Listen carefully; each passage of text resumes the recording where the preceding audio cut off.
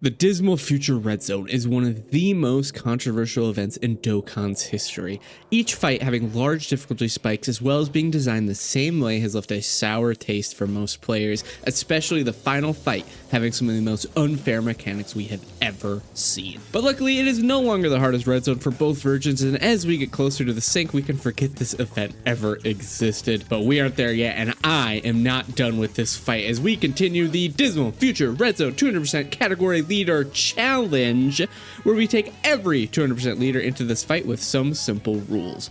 Number 1, we must run a double lead of the featured character.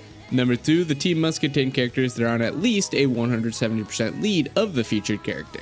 Number 3, we only get one retry for the challenge and restart on the stage we lost on. And number 4, it must be a no item run, no items, and no support memories. Can we clear this challenge? Well, with your support, maybe. Remember to like and subscribe. Hello everyone, I am finally back. We are doing none other than Super Trunks. And I might be wondering why Super Trunks so late here. It's because I only just pulled him. Well, I shouldn't say just pulled him. I pulled him on the newest Super Saiyan 3 Goku banner here. There's a new banner out already, but you know, we're a little late to this one, but that's fine. So I did not have him before this new banner, and as you can see, he's rainbowed, so it's pretty unlucky on the new Goku banner. But we are just going to start jumping in here because honestly, we don't have a whole lot that we really have to deal with this go around. I think we can get pretty far, honestly. We're going to watch some intros. I want to watch the new Goku one, but we could skip Future Trunks's because I don't care about his.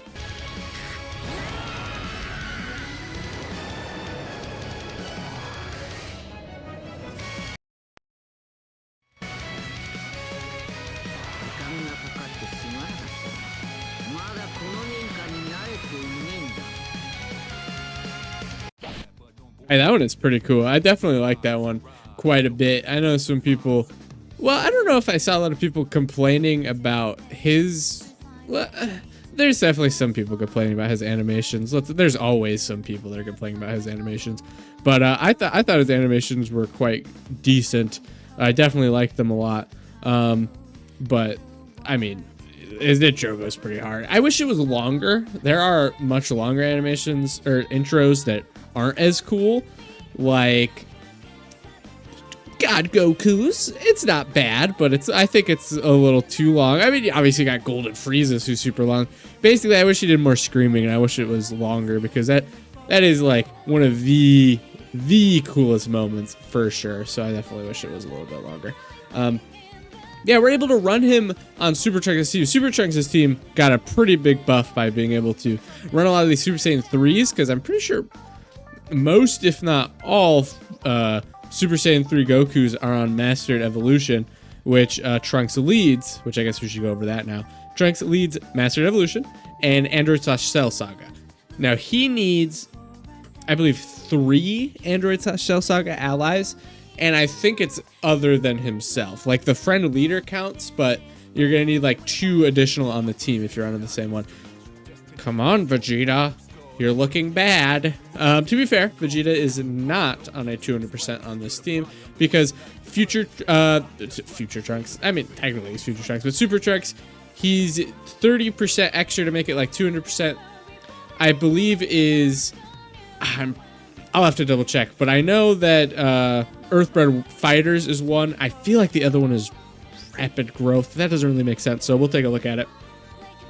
Either way, I know this Vegeta is not on it. Honestly, I don't know if any Vegeta is on it, but that this Vegeta definitely isn't on it. But this Vegeta is very good, definitely. Something this team does miss is a decent amount. Well, it misses a lot of 200% leaders that are slot 1 characters, which, you know, obviously this new one is, and that's great for them. But like Vegeta isn't on the 200%. There's like, who else is there? There's a couple other ones, but they just aren't on the 200%. So definitely having the new characters helps this team so much.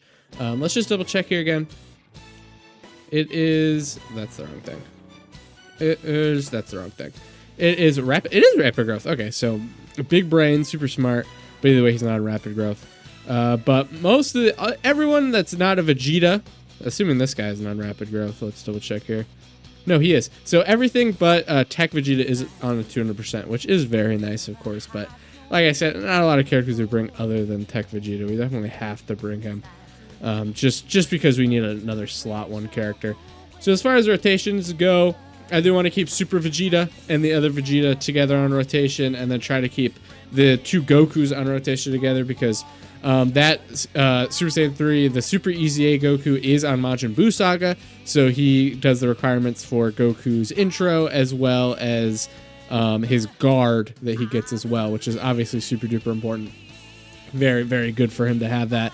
Plus, they link up really well. It's pretty perfect. I definitely want to try to keep those 2 together as much as possible. We have Future Gohan as a consistent slot 2 or floater. Obviously, post Super, he is excellent, excellent, excellent. Tech Vegeta as well. Excellent, excellent, excellent. The way he is here. This is not the Ghost Usher, but the attack break. We'll do it, but we'll talk over this because I'm sure we'll get these a lot. This is the reason, his active skills are the reason that you bring Trunks, right? He's got his attack break active skill, which is obviously really good. This doesn't attack break then, because it is a, I didn't realize he actually attacks them. I always thought, this is like my first time really truly using the unit, so I didn't realize that he doesn't attack them, which is kind of funny. I never really thought about him attack. I always thought he just put his arms up. I didn't realize he attacked as well, which is kind of funny.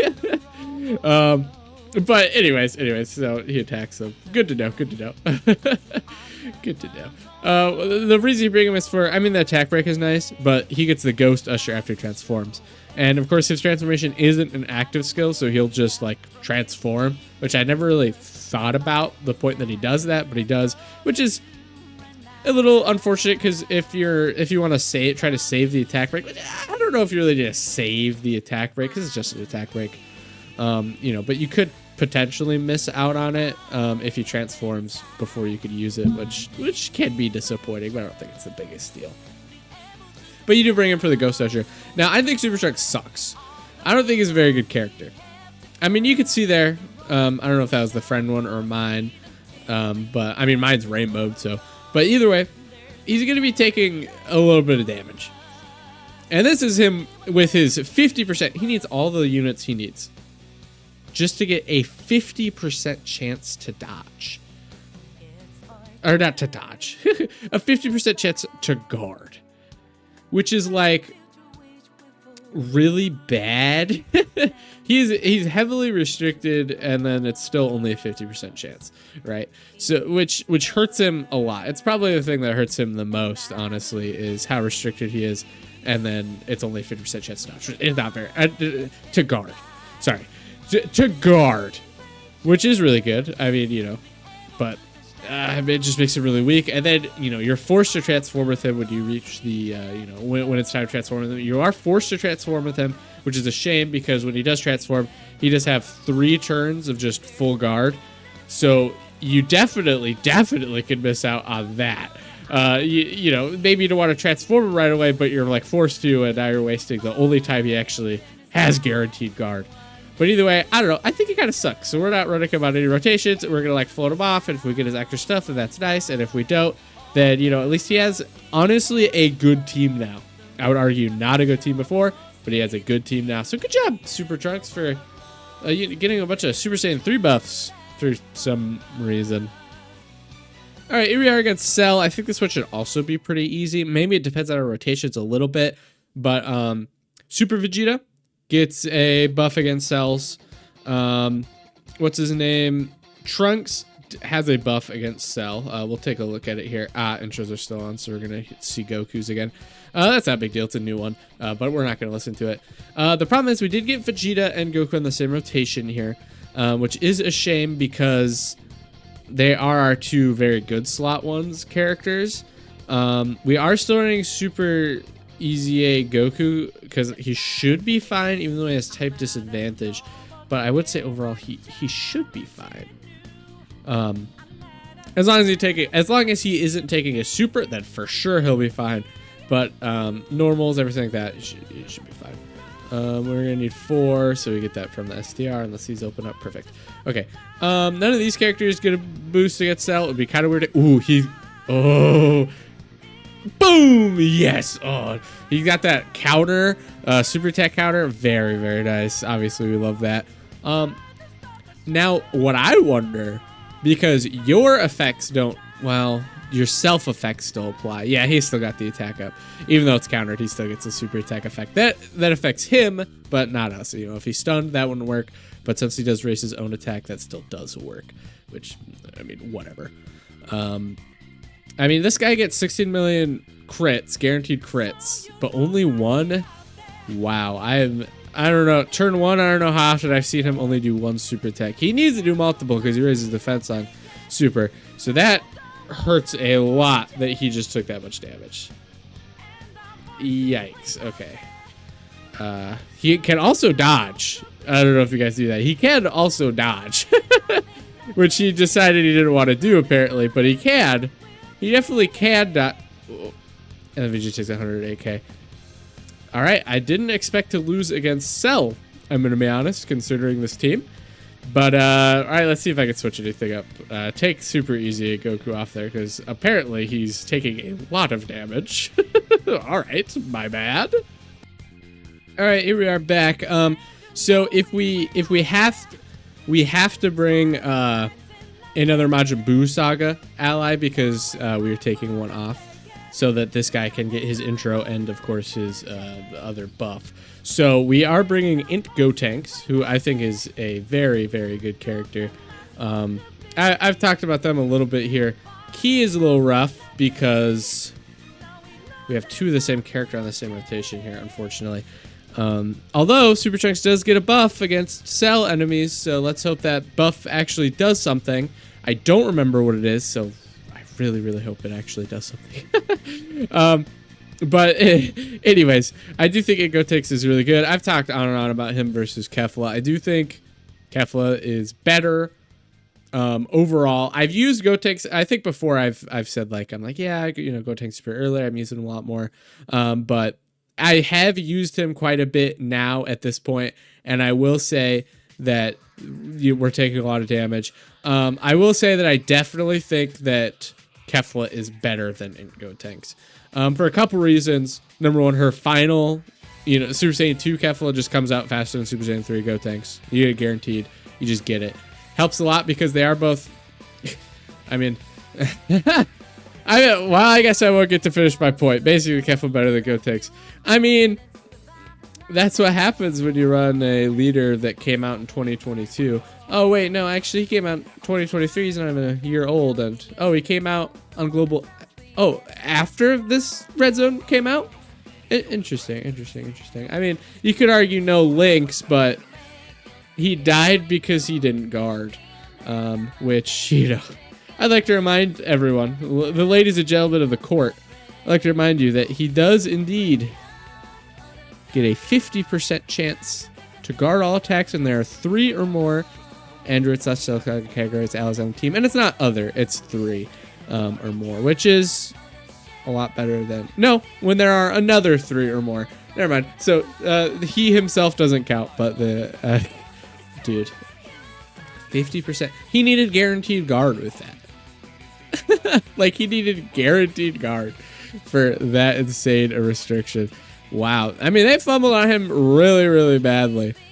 Also, okay, his against Cell, what he gets is attack effective against all types, which definitely does not help him in that fight, I'll tell you right now. So, I mean, you could be like, oh, blah, blah. I mean, that's just, I would say, well, the first one was definitely super easy, Goku's fault.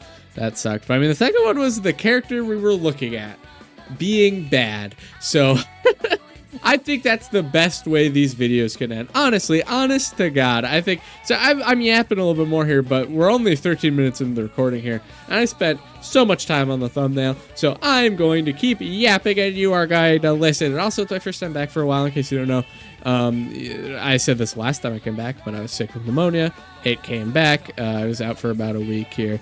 But I am hitting the ground running. I'm going to be super content, super grind time, la-di-da, la-di-do. So I really hope you guys are excited for that. It didn't go well for Super Trunks here. We already did them, so I believe the next one is a really good one. Next one is going to be a good... Next one's...